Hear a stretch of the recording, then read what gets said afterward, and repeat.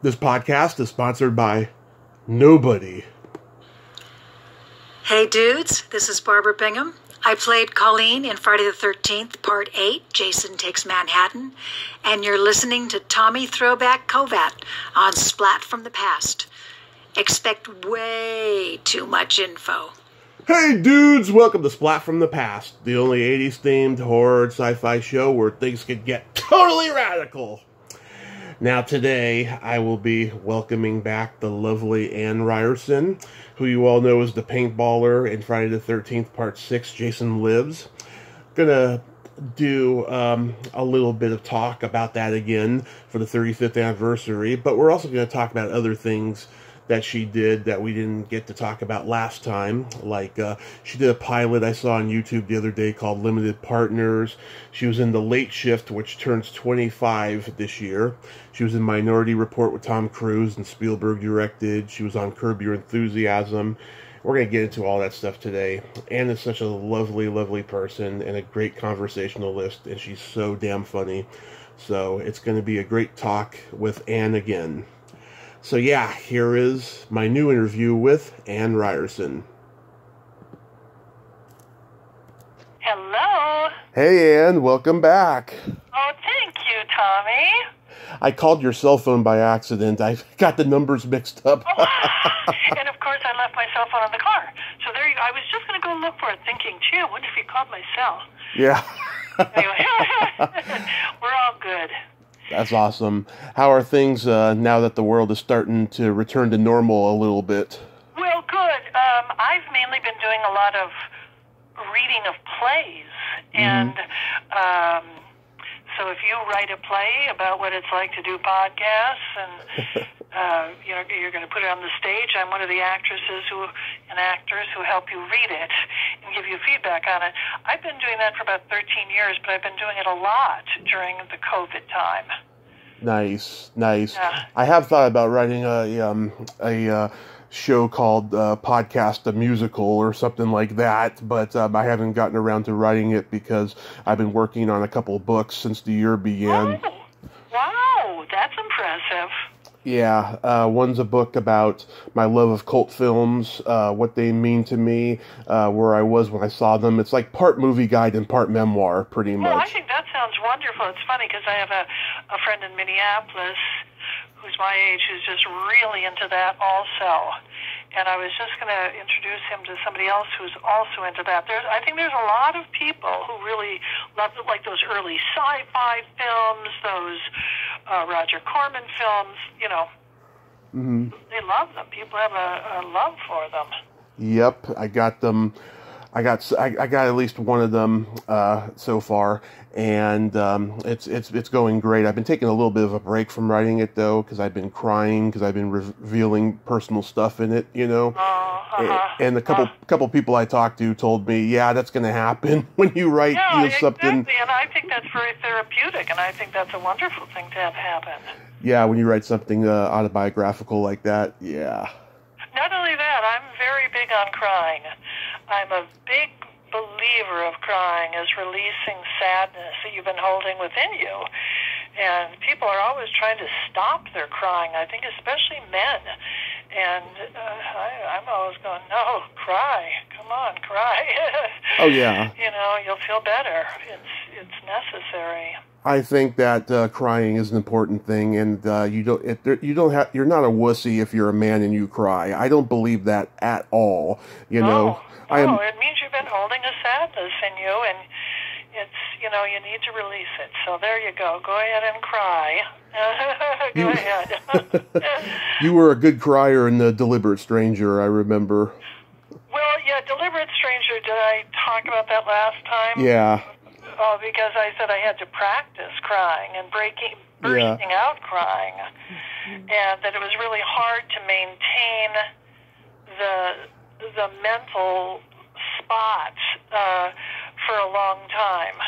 I also did a play where I played Mary Todd Lincoln. Oh. And but it was the spot, the time that the play was set in was after Lincoln had been killed, and she had also lost 3 of her 4 boys. So she was obviously very fragile. But in that play, I never planned to cry. You know, you can't plan it. But if you, you know, if you if you kind of recreate those circumstances in your brain, it kind of just comes. And again, I had to kind of maintain a particular platform for about 2 months because I did that play kind of spread out. Right. But with Mary Todd Lincoln, you can't, it's like a high dive. You can't just go from the ground to the high dive. You have to do the intermediate diving board. And I had to maintain that kind of intermediate space, diving board space for about 2 months because otherwise I just could not jump to the place where I needed to be for Mary Todd Lincoln. Nice. I was on YouTube the other day, and I saw that CBS pilot you did with Joe Flaherty called Limited Partners. Oh. Yeah. Oh, well, that's such a strange story, I have to tell you. Mm-hmm. I was up for the lead in that, and it got down to 2 people, me and the young blonde girl, who was a good deal younger than me, and she got it. But they were so kind. They said, we want you to be on the set. We're going to put you in the mother in this set, in this scene. And so I was the mother. And then as we were shooting it, by the way, the writer's strike was going on during that time, so they had writers on set. They said, you know what? We're so sorry. We've just got to cut the mother's lines. You know, we got to. So I said, okay. So here I was, almost the lead, and suddenly I have no lines. And then, oh my God. And I was kind of like a glorified extra. And then my son said, the guy who played my son said something to Joel Flaherty that he wasn't supposed to say. I think Joe tripped on him or something, and he said, "Jesus Christ!" And Joe Flaherty turned around and said, "You watch your mouth, Sonny," and whatever he said, it made me. I was hysterical. I actually had to put my head down so the people wouldn't see that I was laughing. You know, and I thought, here I am going from the lead in the show to a glorified extra who breaks up on the set. I mean, this is just pitiful. But Joe Flaherty was so damn funny. Oh yeah, always. Yeah, always. And he came up. That was an improv, line that he came up with, and it just cracked me up. Yeah. Oh, and I see Anthony Newley was in it. I was like, that was so fun hanging around with Anthony Newley because, of course, I know Stop the World, I Want to Get Off, and I'm a big fan of his. He was really fun to hang around with. So I enjoyed the experience very much, even though I went from the top to the bottom and not doing a very good job at the bottom either. So, I mean, but I would have to look at it. Could you even see me in it? Or did you watch the whole pilot or just... I watched the whole thing. I saw you. I was like, how come she's not talking? That's just the way it goes sometimes. I wish I had known about this pilot a month ago because I talked to the director, Zane Busby. Oh, I love Zane Busby. But she also directed me in when I did My Sister Sam. Mm-hmm. Yeah, she was the director of the episode. Did I do 1 or 2? I think just 1. In My Sister Sam, starring Pam Dauber. And that ended up being the episode that everybody loved so much that they kept showing it as the best episode of the season for that. So that I really like Zane Busby. She is a very good director. Yeah, and oh my God, so it was like pulling teeth to get her on here for like a year, right? And then I told her at the end, I said, I'm glad you did this. I know you were kind of on the fence, and she says, it wasn't that. It's just I'm a very hard person to please, but you pleased me with your tenacity, and I'm glad I did it because you're such a sweet boy. Yeah, and she's a talented director, really a talented director. Ooh. Yeah, she directed so many great sitcoms back then. And now she works with Holocaust survivors. She has a nonprofit organization helping Holocaust survivors. You mean put their stories on film, that kind of thing? Yeah, she she has a website with donations. to help them and stuff. She does like little documentaries and stuff like that. Right, because they're using those at the Holocaust Museum. You can actually, I don't know if they're hers, though, specifically, but obviously they're trying to document a lot of those people's stories before they die. It's like our World War II veterans. They're trying to get their stories down before they die, too. They practically are World War II veterans because they suffered a lot of PTSD during that time. Oh, of course, of course. Though a lot of them who are still alive today were very young at that time, right? Right. Yeah, because that would be 55, 75 years ago minimum. So hard to say how old they were. Well, that's good for Zane. She's doing something wonderfully worthwhile with her life. That's terrific. Yes, absolutely. It's the 25th anniversary of The Late Shift. I remember when it first aired, there was a lot of brouhaha about it, but I take it when you got involved, I guess Betty Thomas thought of you immediately to play Betty Hudson, right? Well, I don't know if she thought of me immediately, but obviously I know Betty Thomas because she and I were in the Second City together in Chicago in the early 1970s. So when I'm trying to think if this wasn't one of the very first things Betty directed as far as a movie. She'd done TV episodes on, what's the police show she was on? Oh, my gosh. Hill Street Blues. Hill Street Blues, yeah, sorry. But I think Betty did a terrific job on that movie. She was so much fun. Yeah. And frankly, she lit me so well. I think that's like the best I've ever looked at anything. And it's the lighting. Gee, the lighting is just terrific. And that was fun because Bob Balaban was in that, and my Kevin Scannell. And again, it's, you know, when you work on something like that, part of the joy of being in it is hanging around on the set in between and chatting with people and getting to know people. A lot of these people, you know, you see, maybe you don't see them for 10 years, and you work on something again, and it's just, that was a joy to work on, a real joy. And you're absolutely right. It created a lot of buzz because it was the Jay Leno and David Letterman story. Thing. Yeah, the fight for the spot that Johnny Carson left. Yeah, did you ever get to go on the Tonight Show with Johnny? No, I didn't. Did you? I dreamed about it all the time. I dreamed about going on Leno, you know, but by the time I started doing stand-up comedy, it was like, you know, about 4 or 5 years before the whole controversy with him and Conan started. So, no, I never got to. You still do stand-up? I've been taking a break the last couple of years. I've been living up here in Reading because there's not really a stand-up scene up here. Yeah. Yeah, Well, yeah.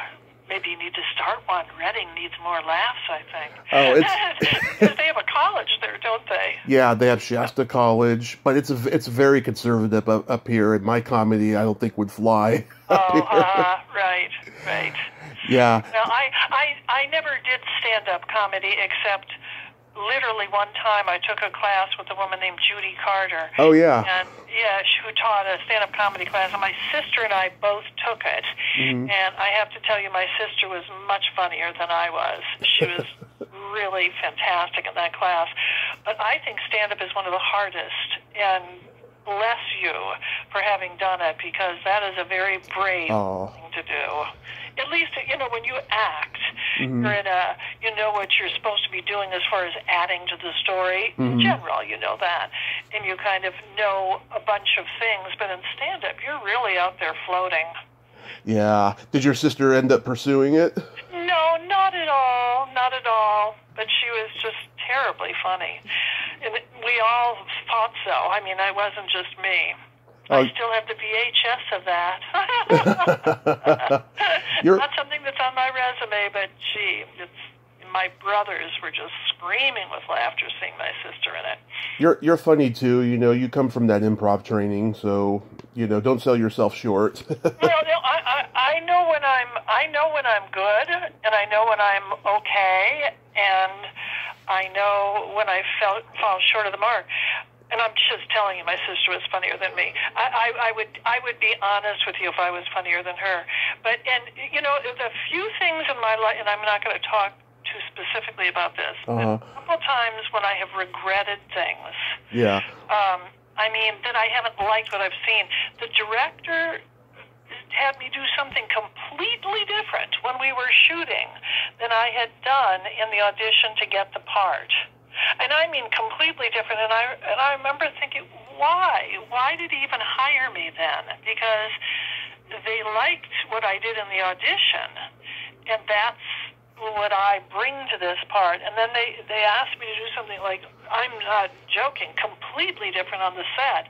And I looked at it on TV and I thought, oh, not very good. I'm just kind of flat and emotionless, which is what he asked me to do. But I really did not think it suited the story. So there you go. Sometimes you have control over things and sometimes you don't. Right. You got to work with Steven Spielberg on Minority Report. I know. Can you believe how lucky that was? Yeah. He was very kind. And, of course, I got to work with Tom Cruise on that, too. What was fun about that audition is my agent said, you know, there's 2 scenes that you're auditioning for. And then she sent me this one piece of paper, and it had, I'm not joking, like one line, and then a line, and then another line. And you go, what?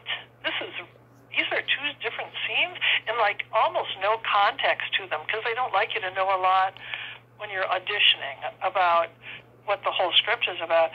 So I really studied that script for a long time before I kind of figured out what was going on. And I felt very happy with what I did in the audition. So I'm really happy about it. So I wasn't 100% surprised that I got it because it was so hard to figure out. It was like a puzzle to the nth degree to figure out actually what the audition was about. And and then on the set, Steven Spielberg worked with us. I was working with I can't remember that gentleman's name. He was so wonderful. I loved him. An older gentleman and myself. We were in a different sound stage on a 20th Century Fox than Tom Cruise. And we were on video being fed to him through his earphones, his headsets, I should say, and visually, just like it was in the movie. It was actually recreating what happened in the movie. And we each had our own camera on us.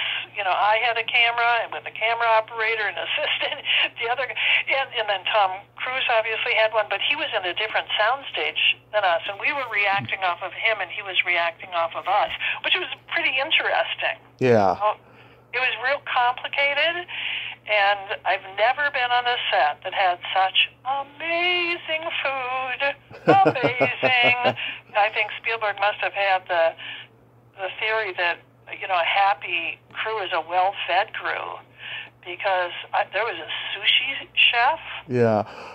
And I swear to lobster. I remember that it was just like, oh my God, I want to stay here forever. Oh, that sounds so good. Did you see Max von Sydow? No, I didn't. He was he in that movie? Yeah, he was. He was. Wasn't he? Yes. Yeah. No. He wasn't in our scene. No, and that. No, I didn't see him. Yeah. But I did see Tom Cruise. I was in the trailer, you know, for makeup and hair, and Tom Cruise came in, and I didn't even really know it was Tom Cruise at the moment. And he stopped behind me and kind of massaged my shoulders, which I thought was really sweet. And then he went and sat in his chair. And when Tom does makeup and hair, I mean, some mornings maybe, and maybe only on he likes kind of loud music, and maybe it kind of gets his energy up, if you know what I mean. I don't know what. So I was saying to my makeup and hair person, I said, I really like this. I wonder what this is. And Tom just hands me a CD of what it was. But he was very, and I said, my name is Ann Ryerson. And he said, I know who you are. Yeah. because obviously must have helped cast it. Mm-hmm. But he was very kind, very nice, and outgoing. I mean, he actually reached out to me, which I thought was unusually kind. Yeah, I know an actress. She was in the movie Outbreak, and she got each of her feet massaged by Dustin Hoffman and Morgan Freeman. Oh, and yes. And she was laughing so hard at she's ticklish, right? So she was kind of laughing, right? Yeah. And she was like, if you weren't Dustin Hoffman and Morgan Freeman, I'd kill you both. Oh, that is so hilarious. Yeah. Oh, that must have been fun. Well, they must have liked her because they wouldn't have done that for just anybody. Oh, yeah. She's a very likable person. You had a recurring role as Nun Funkhauser on Curb Your Enthusiasm. How did that come about? Well, and it's Nan, not Nun. Oh, I meant Nan, sorry. That's right. Nun would be kind of interesting. If I played a nun, I would have liked that. Actually, Jeff Garlin, who, with Larry David, is on that show, knew of me from the Second City world, because Jeff is from Second City also. And I actually just got cast in it. I didn't audition for it or anything. So that was pretty unusual. Yeah. And when I got the role, don't forget there's nothing written on that show. So they have plot points, kind of like a slalom skier. Yeah. Going down a hill, there's like flagpoles, because they kind of know certain, at least Larry does, Larry David and Larry Charles, they know where they want the plot to go, but we as actors don't. So I had no idea really what I was playing, except that I was the wife of Bob Einstein. Oh, yeah. And so, yeah. Super Dave. Wife. Yeah, Super Dave Osborne, and he was Albert Brooks's brother. Exactly. And by the way, Bob Einstein, rest in peace, because he died a few years ago. But yeah, so hilarious in person, so hilarious. OMG, so hilarious. But I really didn't have a role in that, if you know what I mean. I was Bob Einstein's wife, and it's not like it's not like I was a plot turner. Like, I wasn't the masseuse who came and gave Larry a massage, and he was ticklish and started laughing so much he sent me home or something. That's a plot point. But in this case, I was kind of somebody's with arm candy. Not that I'm arm candy, old arm candy, right? But but it turned out that I reoccurred on and off for 5 seasons, not in every episode, but I came back several times. But I got that through Jeff Garlin, so thank you, Jeff Garlin. Yeah, I didn't even realize Jeff Garlin was at Second City before he did stand-up. Oh, yeah. Yeah, he was. He was associated with the Second City. Yeah, so he had seen me and knew of me, so that's how I got the job. Aren't I lucky? So sometimes it is who you know, or sometimes in my business it's, like with Zane Busby. I had worked with her on My Sister Sam, and then so when that Joe O'Flaherty pilot came around, I'm sure they, she had worked with me, and we'd had a great time. So how you in this business, it's a small world. We remember things, and we know who, if you liked working with somebody especially, they will remember you. If they had a terrible experience with you, unfortunately, they will remember that too. Yeah, I talk about this a lot, and it's just so, I romanticize it a lot. Your generation of performers, it was such a small community. There was no internet. Everyone knew each other, and just everyone created magic and entertainment, and that kind of magic is gone now. Oh, well, that's a sweet thing for you to say. Wow, that's an interesting take on it. It certainly is a different scene now, and I don't know if we created magic as much as the generation before me, but I do know that I feel almost sorry for actors coming up now, because there's so many platforms, so many ways you could, so many places to act, like so many cable channels. You could create your own content. You could stream your own stuff. That it's almost overwhelming. I really would almost find it hard to know where to start or where to start. Yeah, I mean, and also too, I think in this generation, it's all about, how much am I being paid? What's it for me? Back then, when you guys were coming up at Second City or even the Groundlings in LA, I mean, you guys were just, doing it, for the creativity and having fun, and ultimately, you all went on to great careers. Yeah, and it was fun. Sometimes it was hard. And, I have to tell you, sometimes it was very hard, and sometimes there were fist fights and everything backstage. It wasn't all, milk and honey and happiness, but it certainly was creative, and it's, and it certainly was the most. Second City in those days was a fabulous training ground. We did 8 shows a week, and I did 9 shows a week when I was at Dudley Riggs, which I was at before Second City. Right. But, Second City was incredible. When a lot of times younger performers will ask me, how to get started. Yeah. And again, I find it hard to tell them, except that one of the things I do say is take an acting class with one of the good acting teachers. Right. Based here in LA. I'm based in LA. If you were in New York, we would say, or Chicago, we would say the same thing, because you develop a camaraderie amongst your fellow actors in the class. And they go out into the world and do other things and recommend you. And you have people who are kind of at the same level as you can talk to and network with. I still think acting classes and acting training is still one of the best ways to begin in our business. Mm-hmm. Absolutely. Do you still get recognized a lot for playing Nan? Not a lot. When I was younger, I think the thing that I was most recognized for was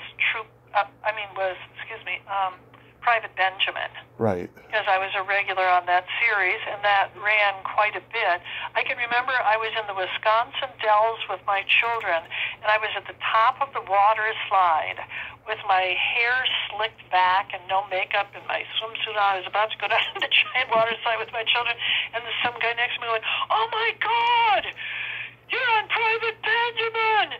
I was like, wow. I was in that. I thought that guy must really be a fan. How could he recognize me? Because I looked different in the show. But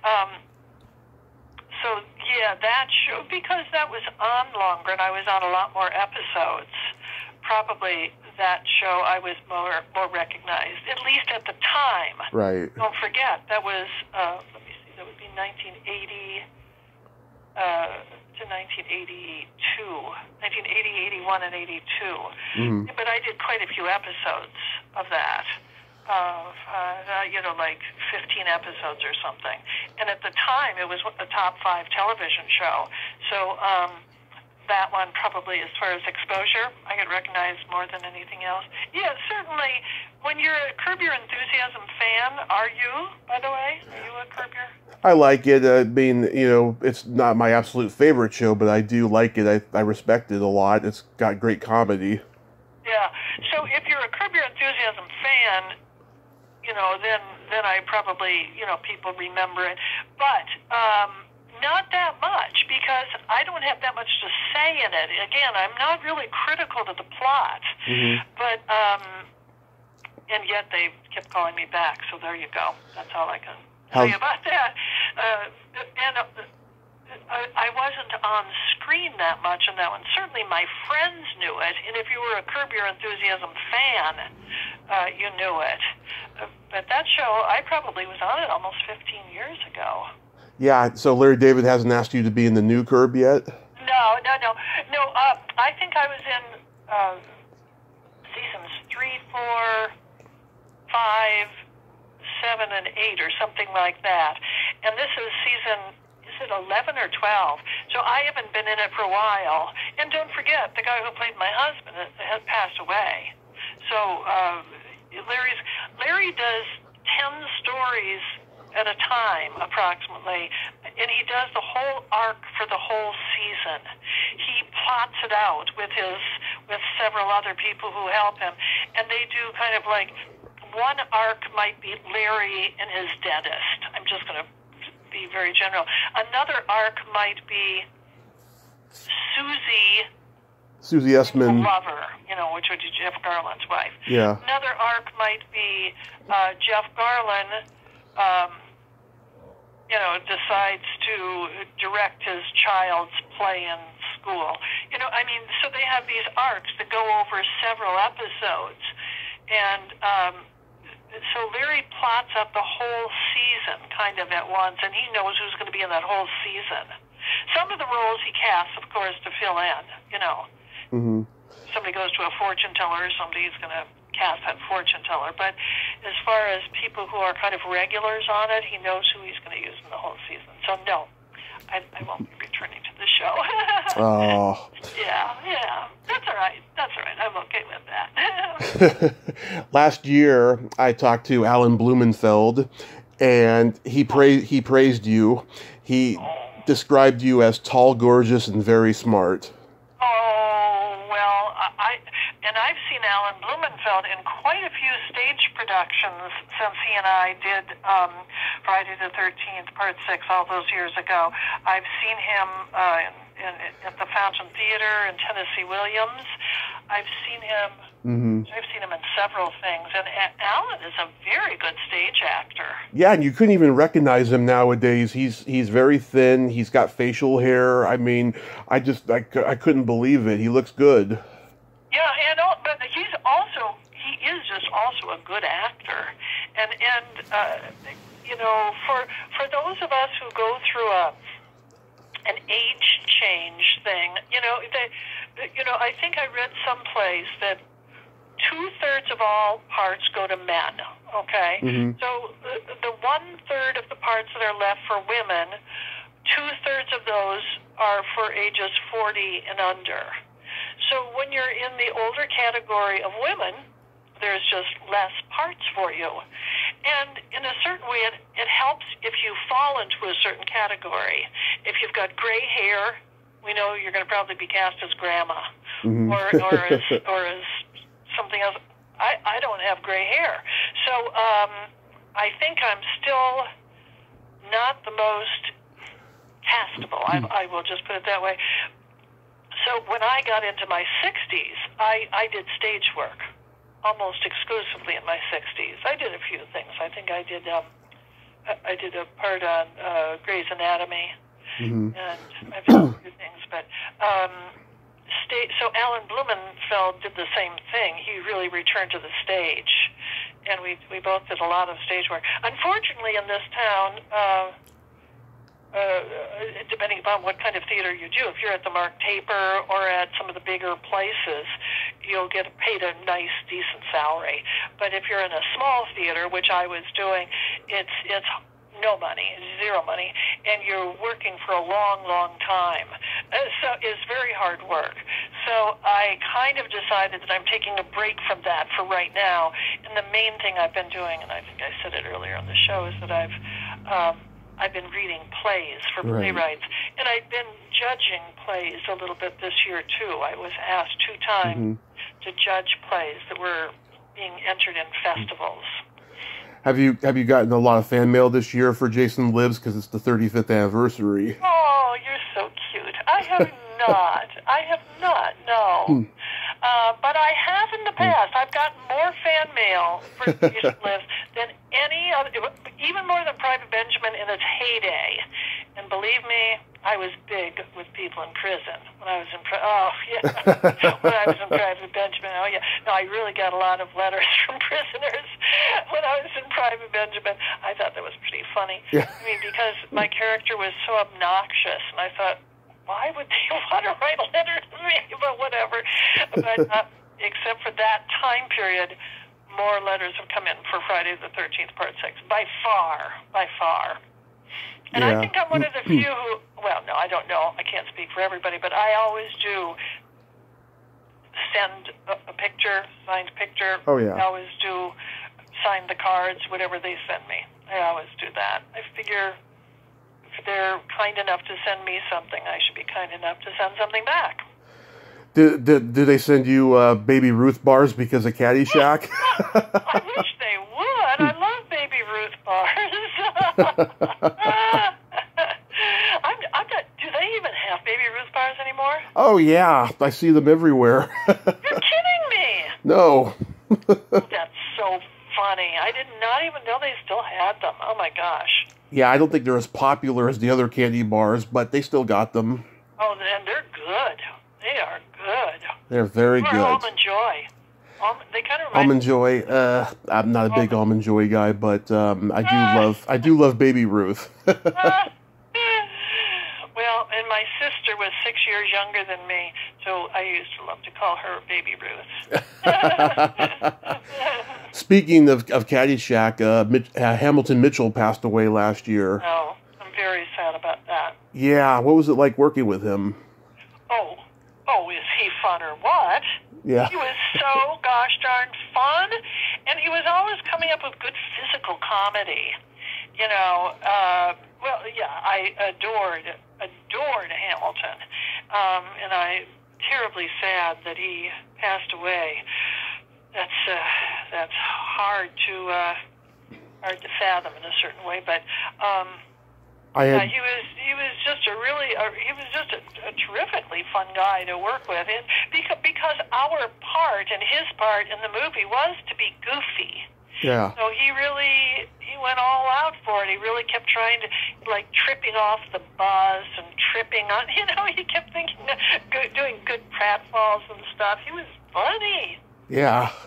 And I reached out to him, and I don't think he ever read the message, but then I got to interview Peter, and he had some great stories. You know, Peter was not invited to the Hollywood premiere of Caddyshack, but he showed up anyway, and John Peters was pissed. Really?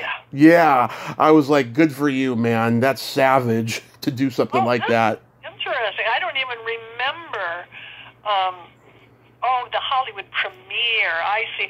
We would have been invited to a cast and crew screening, but maybe not the premiere. Yeah. Yeah, because maybe the premiere is you're walking the red carpet, that sort of thing, right? Yeah, and I've talked to people who've told me that they never got invited to the premiere for movies. I just think that's fucked up, really. You know? But don't forget, the premiere is usually the studio's attempt to promote their movie. Right. So they have the stars, and they have all the press people, and the heads of studios. That's the point of a premiere. But they usually have a cast and crew screening for us, and I'm sure we had one for Caddyshack. And those are so fun anyway, because that's all the people that you worked with, you know? Mm-hmm, right. So I'm not sure that I feel that, but, I'm not maybe as interested in that sort of thing as other people are. Yeah. Mm-hmm. So aside from the play readings that you're doing, is there any other projects you're working on? Well, no, because I have to be honest. I'm trying to do some things in my personal life and around my home life that I'm trying to get some things together, and also I'm a competitive tennis player. Oh. So which is really bizarre. I didn't really start being a competitive tennis player until I turned 60. And then, so I play, it's insane. Right now, I am playing on 6 different teams. Now, a team is when I play in something and it makes a difference whether I win or lose because it goes towards my team's standings. So there's more pressure in competition than in social tennis. But as a performer, I like pressure. I like performing under pressure. Mm-hmm. So I have to be honest, that's what I'm doing. I'm playing a lot of tennis, and I'm also just doing some personal things for myself. Oh, that's good. Have you played tennis your whole life? No, I haven't. I was not a big tennis player. My husband's a tennis player, and he has just beautiful classic form, and he's the one who really kind kind of turned me into a tennis player. But we've been married 43 years, but in the beginning, I only played infrequently because I had 2 young children. So I was just too busy. Maybe I played once a week for 50 weeks out of the year, and I didn't really start playing more until my younger child was 14. Then I started playing a little bit more. That was maybe in my 40s. But I didn't really start... So I played a lot more, maybe 45 till I was 60, but I really started playing a lot when I was 60. Nice. I'm going to do it for as long as I can, because the body's not going to hold out forever. This won't last forever. Yeah. I'm loving it. I am loving it. That's awesome. I love it. I'm always, it's like in tennis, there's just casual games, but once you get into competition, you have to win your division, then you go to sectionals. If you win sectionals, you go to nationals, and I actually got to go to nationals once. I've been to sectionals a few times, but very hard to get through to nationals, and so I consider that a triumph of my life. There you go. So last time we didn't get to play my secret silly game, and okay. This came out of an improv while I was doing a podcast with a non-show business friend of mine about 3 years ago. So this is a series of silly slumber party questions. No win or lose, just pure fun. And how the game works is I ask you the question. Let's see how honest I'm going to be about this. Okay. Yes. All right. I ask you the question, you answer it, and then you ask me the exact same question, and I answer it. And feel free to comment on answers. Oh, okay. All right. Ann, are you ticklish? Not very. Under rare circumstances. Are you ticklish, Tommy? Yeah, I've been known to hit people in the groin. I'm so ticklish. If you tickled me without warning. Well, I hit people in the groin for no reason, so at least you do it because you're ticklish. So that's... What's your favorite part of the body? It could be anything. What an interesting question. On a man, I like the shoulders and neck. Mm-hmm. What's your favorite part of the body? Man or woman, I love the belly button. Oh, that's interesting. Right. Very interesting. Yeah, it started when I was 6 years old. I had a girlfriend in first grade. She was like the only girl who was nice to me in the class. And, she had a cute little Audi, and she and I, we went to junior high together, but we drifted apart, and I tried to reconnect with her on MySpace years ago. And she's always been like, the kind of the girl who got away. And that's where my love for the belly button comes from. Oh, that's interesting. I think I also like feet. Same here. Because in Minnesota, where I grew up, right, the feet were always covered. I mean, it's winter. Come on, for so much of the year, you never see anybody's feet. So it was like, when you saw somebody's feet, it was rare. So it was like a hidden body part. Yeah. Oh, I remember in Caddyshack when you're doing the pool scene. I noticed you have a very wide foot. What size shoe do you wear? Oh no, well, I don't have a very wide foot. I wear at the time I only wore an 8.5 B. Right. B is kind of a standard width, but after children and a lot of tennis, now I wear a 9.5. My foot grew. Just from all the constant repetitive, hitting of the ground in tennis. And then when you're carrying babies, you're carrying some weight around with you for a while. Carrying that baby weight. Now, so I answered that question twice, sorry. Okay, it's okay. I wear a size 16, believe it or not. No! Yes, well, How tall are you? I'm sorry? How tall are you? I am 6'3". 16? Goodness gracious. My age has always gone with my shoe size, and it stopped at 16. I shit you not. And don't you find it hard to find shoes? Since in the last 20 years that the internet's been popular, I've had to buy them all online. I can't buy them in stores no more. Yeah. Well, at least, thank God for the internet, because my aunt, my mother's sister, was about 6'3", and she wore a size 11. And in those days, it was really hard to find anything, really hard. But obviously the internet has just changed. For those people who have hard sizes, be it clothing or shoes or whatever, thank God for the internet as far as that goes. Wow, 16. I'm kind of in awe. Yeah. That's some feat. Yep. Huh. What color are your toenails painted?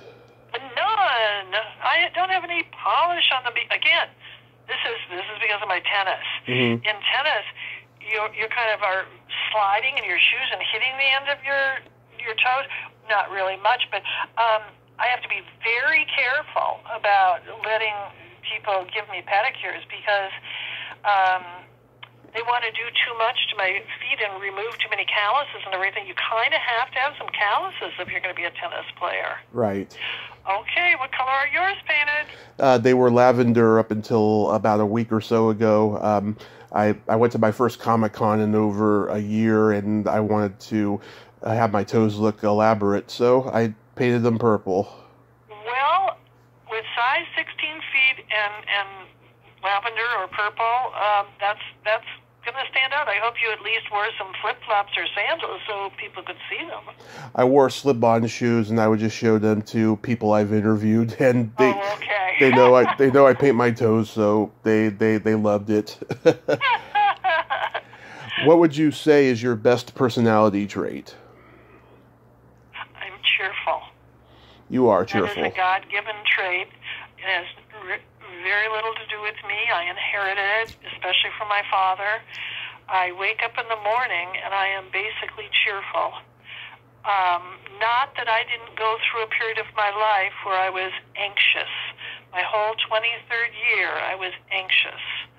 And I will say that kind of started when I ate marijuana brownies with John Belushi, and it kind of triggered something in me that kind of set me off not on a good path for the next year. I kept having panic attacks, but other than that, I am cheerful. How about you?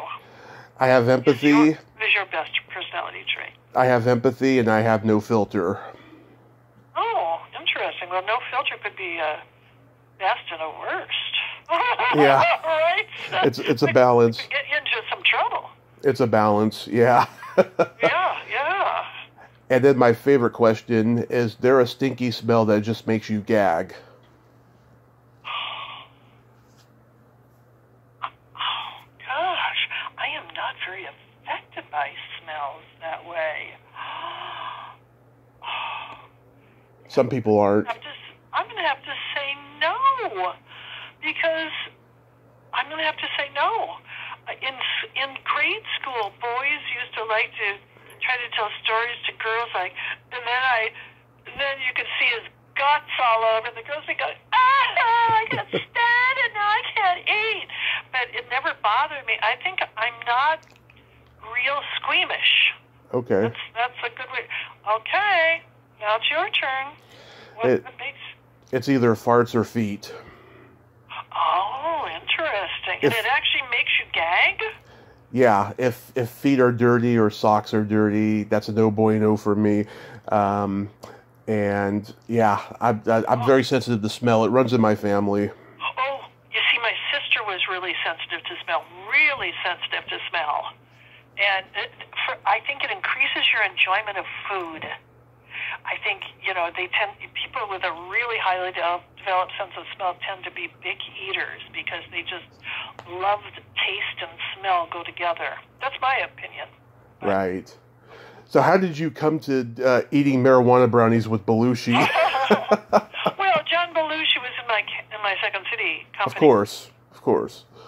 And so we were, hanging out after the show and, just somehow ingesting them for me at that time, it's all circumstantial, just kind of opened a bad path in my brain.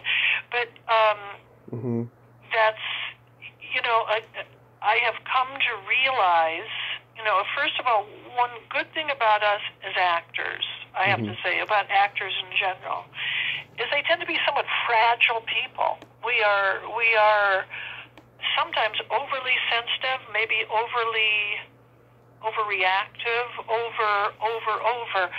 Maybe we're even living on the edge. We're kind of fearful or neurotic or whatever. And for me, that wasn't a good thing to do. It just, I needed to guard myself a little bit more at that point in my life. I was too fragile. So that's how I ended up eating marijuana brownies with him. But he was a doll. I love John Belushi. Not his fault. It was, my fault. I ate him, not his. I mean, he could probably eat a ton of them and it wouldn't bother him at all. No. He had a really big tolerance. And also, even if he did that sort of thing, he just was still so coherent. Yeah. He had a big tolerance. I take it you don't do marijuana at all no more. I don't. But there's a lot of people who do, and bless them. We are all made up differently, and I think some people are kind of naturally stoned. Yeah. When I was a photo model in Italy in 1970 when I was 20 going on 21, and I remember going to a Joan Baez concert when I was in Italy, Milan, and I just thought that the Italian people were naturally stoned people. I really liked them very much. I thought they were much more far out than we were in their thinking. And so, and of course nowadays, there's so many different kinds of marijuana. You might want to take one to help you sleep, to calm your anxiety, to help you be more creative, to give you more stamina. Nowadays, there are more specialized marijuanas, and marijuana helps so many people. I'm not against marijuana at all. It just, for me, these days, I would rather have a glass of wine or a shot of tequila, or that's just my thing. And also, I have to tell you, playing tennis, exercising really hard releases endorphins, and just nothing I love better than playing a really hard game of tennis for 2 hours. I've cut back on marijuana because my lungs were compromised when I had my car accident 6 years ago, and I've been sober overall since. Never touched alcohol in 6 years. Wow. I feel very accomplished by that. Yeah. Now we're just going to have to get you into tennis. I can't even... Or something else. It could be, whatever, but something that, physically challenges you. Swimming is good because it's not hard on the legs or joints or anything. Yeah. But I think we do all need some sort of a physical release. You can touch that one with a 10-foot pole if you want, but I would, I do. Swimming will definitely be mine in the future. Yeah. I mean, I just think it helps a lot of people to do physical exercise of some sort. Right. Or singing too. Singing is good. Oh, believe it or not. I used to be a karaoke singer. Oh. Well, I think you better get back into that. Yeah, I plan on doing it somehow in the future. Yeah, I think you should do that again, because that's really good for you. That's good. I definitely will. That brings joy and, again, releases those endorphins. Ann, you are just so wonderful. Thank you so much for coming back on today. Oh, it's always my pleasure, Tommy. And the best to you. I'll think of you every time I go through Reading now, because I go through every once in a while. Oh, yeah. I mean, hit me up. We'll have coffee or something. No, my son-in-law lived in Reading for a while, so I think I'm very aware of Reading. can't help it. Yeah. But in the mountains, so you are. Okay, sweetheart. Well, you have a good day. I'm going to go have some lunch. Okay, and happy holidays to you. Oh, thank you. To you too, Tommy. Okay, Bye, thank you. sweetheart. Bye. All right, bye-bye. Well, there you have it. Ann Ryerson, anxious sweetheart. Oh, I just adore her. God broke the mold when they made Ann Ryerson. There's no one sweeter than Ann. Well, until next time, this is Tommy Throwback Kovac saying there's no shame in living in the past because the present sucks. Later, dudes. Ch-ch-ha-ha.